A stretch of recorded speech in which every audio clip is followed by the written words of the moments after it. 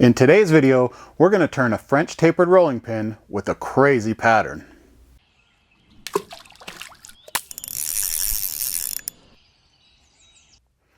Welcome back, all you wonderful people. Now, I'm so glad to have you back in the shop. In this video, I wanted to do a project that showcases just how much preparation goes into a project before you actually put it on the lathe and turn it. And then how that goes once you do put it on the lathe. So I wanted to do a French tapered rolling pin because that's something that I do a lot of. And we're just going to play around and have fun with it and make it crazy. I'm Jason Geyser. This is Geyser Woodturner. Let's make a crazy French tapered rolling pin. So I thought for this project I will use some good domestic hardwoods. So I'm going to use cherry, maple, and walnut. And this is the walnut right here. It's 8/4 material, which is 2 inches thick, and I'm just going to cut it to length. I'm going to cut a knot off the end there, set it aside to be used for something later, and then I'm going to cut a piece that's about 19 inches. I want this rolling pin to end up at about 18 inches, so I'm going to give myself a little bit of room just in case. Now I'm going to joint the edge and make it nice and flat, so that I have something to put up against my table saw fence. And we're going to rip this into 1/4 inch strips. And you can see where all the preparation comes in here. So I'll go ahead and just rip down all of this piece of walnut here. And we'll rip it down into about 12 strips. Okay, and then we'll do some maple. And again, just repeating the process.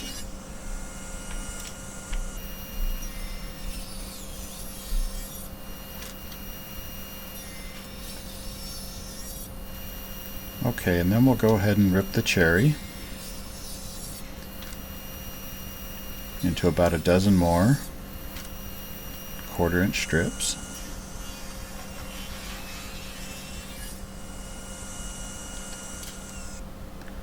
And you'll see I'll end up with a whole bunch of strips of different colored pieces of wood that I need to glue together. So we're going to glue this together into one solid blank again. But first we're going to sort it into different colors. Kind of make it interesting. So I'm going to do the cherry, maple, walnut, and then just repeat that pattern until we're ready for our glue up.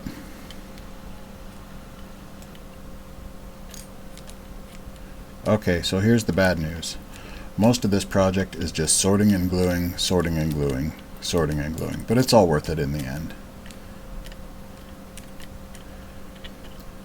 Now you don't have to glue this all up in one block. I chose to do that because I can do it relatively fast, but you've only got so much work time on your glue. So if you need to, you can always glue it up in several blocks and then glue those together. That's fine too. So we'll go ahead and just lay down all these strips, and then we're going to put some wood glue on them, and I prefer to use water resistant wood glue on a rolling pin. We'll go ahead and just squirt it out like you're putting mustard on a hot dog, and then I like to spread it even further, and I'll use a small zip roller, something like that, to spread it out. Don't spread it out too thin though. You want the glue to actually be able to sit in that joint and be able to squeeze out a little bit if you can.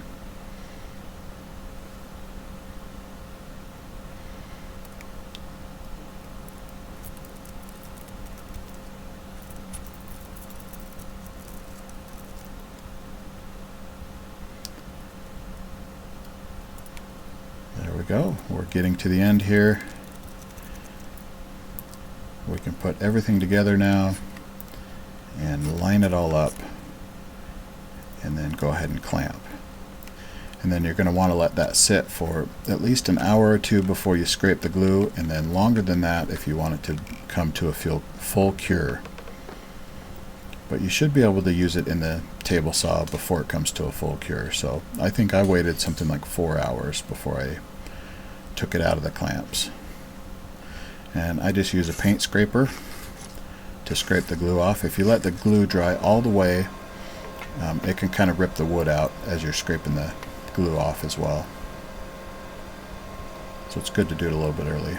And then I'll take a tapering jig for the table saw. We're going to set it about 7 degrees, and we're going to make this one important cut here. And it'll make a 7-degree cut across the grain of this wood.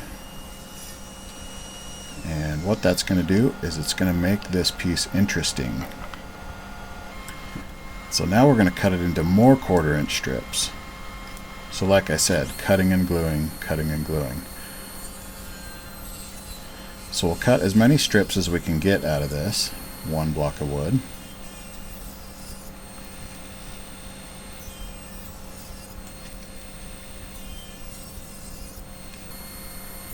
And you just keep cutting until you have another dozen or so strips. And these cut off pieces, you can save them and probably glue them back together and make something interesting out of those. Now we've got these strips here that have this interesting angle on them that are cherry maple and walnut. And I've got them all lined up the way they came out of the table saw. But I'm going to make it a little more interesting. We're going to flip every other one. I've got a line here that's kind of cut out, and so I'm going to make a little line on the end that goes across all of them. And that way I know which ones are flipped up and which ones are flipped down. And we'll go ahead and do some more sorting and gluing.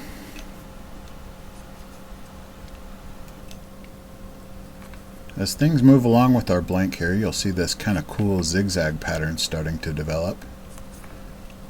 And I think that's fun. I was hoping it would be a little bit more random, but I really like the look of this.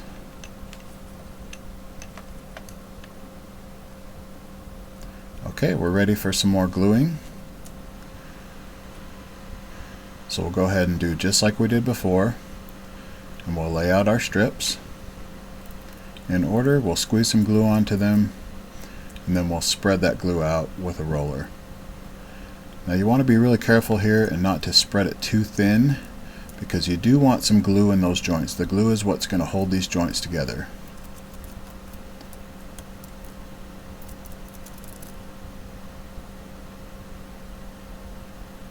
And one more time, this goes a little bit faster. We've actually used up a lot of material, and so our blank is getting thinner as we go. But it looks pretty cool. So we'll go ahead and clamp that up. Now in hindsight, I would have used a couple of rigid boards on the side, or even something like angle iron to like spread the pressure across the blank evenly. And after I let this sit overnight and I come take a look at it, I notice that there's some gaps in it, and it's something that I'm concerned about. But I'm going to go ahead and turn this. I know there's glue down in those joints. Just between the clamps, these strips flex just a little bit. So like I said, in hindsight, I would probably glue it up a different way just to keep more even pressure on it. But I think this will work out. So now we're going to make this even crazier and do one more angle cut on it while we cut out our rolling pin blank. So I'll find which side is the flattest. We'll put it on our angle jig at the same 7 degrees that we did before. We'll go ahead and run that through the table saw and get us a flat side that we can cut our rolling pin blank out of.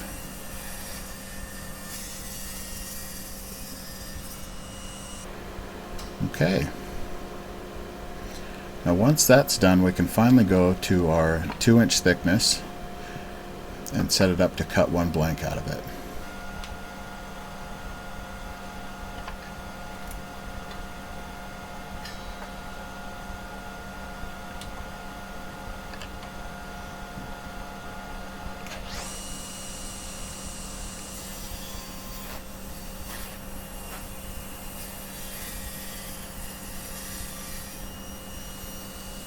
There we go. We almost have something that we can put on the wood lathe and turn. Now save these pieces. You'll probably be able to glue those back together if you clean up those joints. And you'll have one more rolling pin blank out of the whole thing, which would be nice. That's looking pretty cool. I'm a little concerned about those cracks in it, but we'll see how they do. So we'll go ahead and just trim the ends and make them square.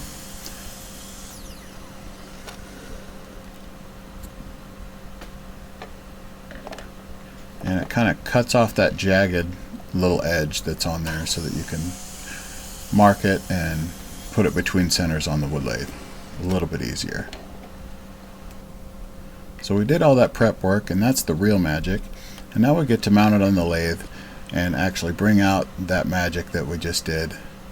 And so I'm going to just mark center here on both sides, and then we'll mount it in the lathe between centers, and we'll be ready to turn it. The problem that we have with this piece though is there is grain directions running everywhere. And so I'm not going to do this with a spindle roughing gouge because it's going to have too much surface area.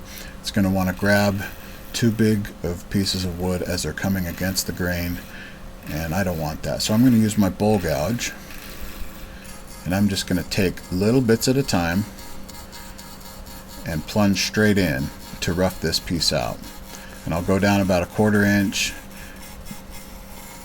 and then smooth that off, and then we'll start again and keep going, and we'll go across the piece and do that over and over again until we get it down to a cylinder. So that being said, this piece does take a little bit longer to rough it out, but that's okay. Take your time, because if you have little pieces of wood or chunks rip out of there, it's gonna disappoint you because you've already put so much work into this. You don't want to destroy this on the lathe.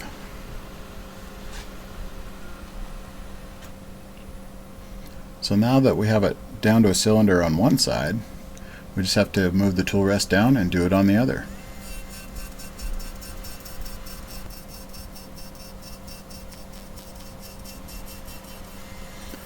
Now when you get down to where you're close to round, just take a look with your eyes and try and make sure that you're roughly the same diameter all the way across. And then later on we'll go ahead and set the diameter so that we know that it's true, at least across the center.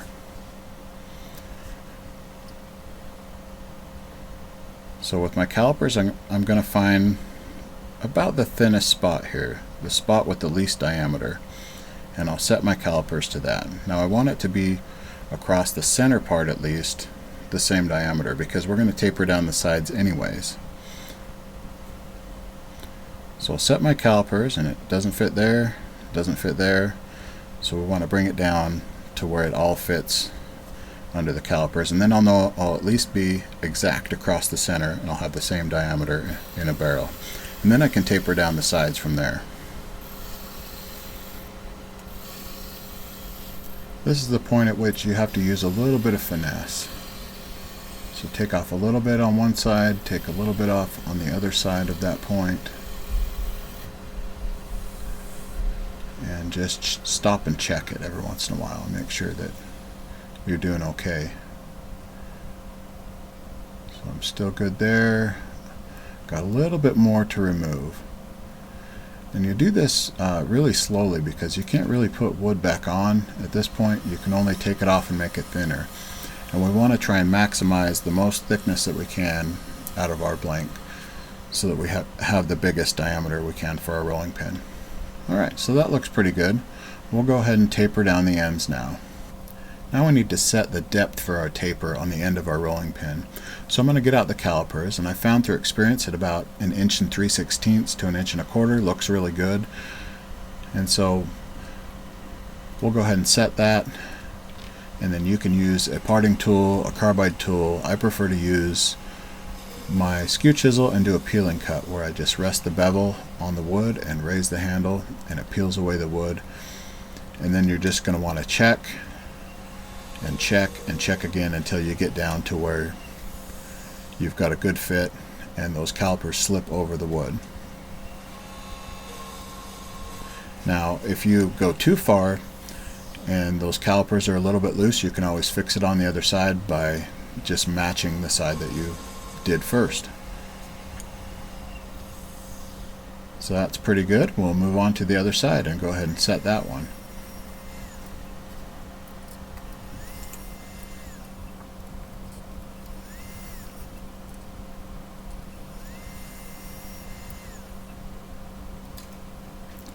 Now I want to mark out how far the taper is going to go, and you can do that with just a ruler and put a mark, or a lot of times I like to use a storyboard or a template, and it's pre-marked. I'm going about 6 inches in. If it's a little bit shorter, you can make a shorter taper, that's fine.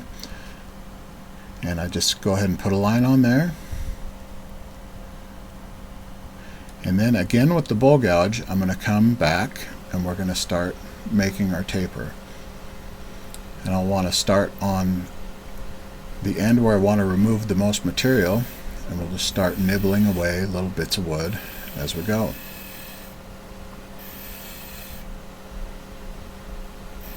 Now I'm using the bowl gouge again to cut so that I don't have any issues with the end grain of the wood, because this rolling pin's all jumbled up.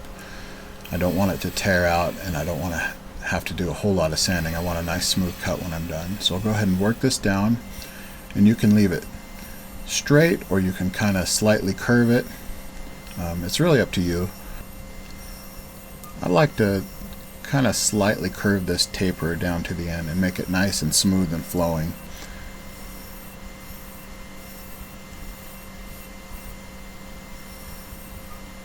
Okay, one other thing I like to do is I don't like a sharp point right here that can make lines in your dough, so I'll come up beyond the line and then I will kind of blend everything in so that I get this nice even flow all the way down to the end. And this is the point is where you really want to take your time and just look at the shape. A lot of times you want your eyes up on top of the piece of wood where you have some sort of contrast, not where you're cutting, but somewhere where you can see the shape easily. And then you can take your time and take away all those high spots that are making it so it doesn't look smooth and flowing. But just take your time and make it look good, because we're going to have to repeat this on the other side, and so we don't really want to have to come back to this later.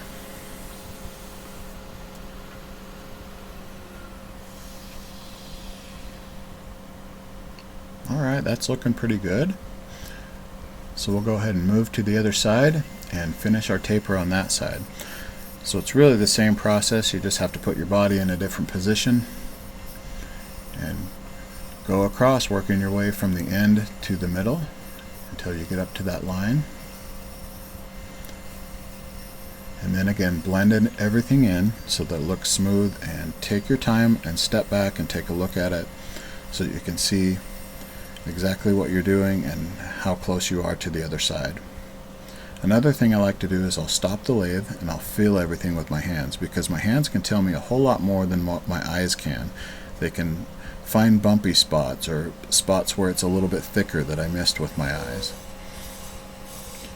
Okay, and then the last thing I like to do is I like to round the ends just a little bit so it doesn't look like it's just square and cut off.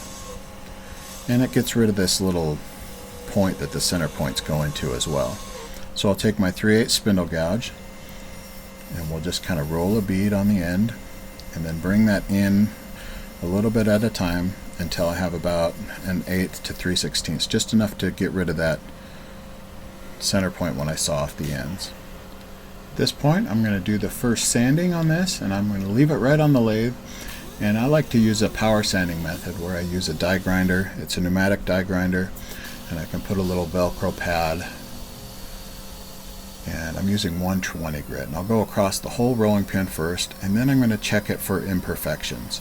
And I'm really concerned about some of those micro cracks that were left in it before from my clamping method. I'm noticing that there are some little micro cracks in this piece that I don't want to get flour and food down into, so I'm going to use a CA glue or super glue filling method. And what I do first is I'm going to use some wax, and this is some of my paste wax that I use as a finish. It has some walnut oil and some beeswax on carnauba, but you can use any wax or any paste wax to do this. You just want to lightly go over the surface, and you don't want to get it down into your crack. And then you're going to come back with your CA glue, and it helps to have one of these piping tips on the end, and then you can just lay that glue right down into the crack. And what the wax does is it's going to help the glue not to stick and soak in around it and make it look horrible. Because super glue tends to do that. It'll soak into all of the wood and then you can't really change the finish after that. So this will help it stick in the crack and then not on the surface, and we can sand or cut away the bumps of super glue that are left on the surface. So I'll go over it one time and hit it with activator, and then a lot of times it sinks in a little bit and still leaves a crack there, so I'll go over it one more time and just fill in anything with super glue. And this is a medium CA glue that I'm using. And then we'll hit it with the activator one more time, and then we can do that with all of our rolling pin. And once any of those cracks are filled, we can either sand it off, or a lot of times what I like to do is just come along with my bowl gouge and just skim that surface and cut off any of the bumps that were left there. And every once in a while when you cut these off, they will pull out of the crack, and so you have to check for that. I didn't have a problem with that on this rolling pin though. So just make sure it's all smooth.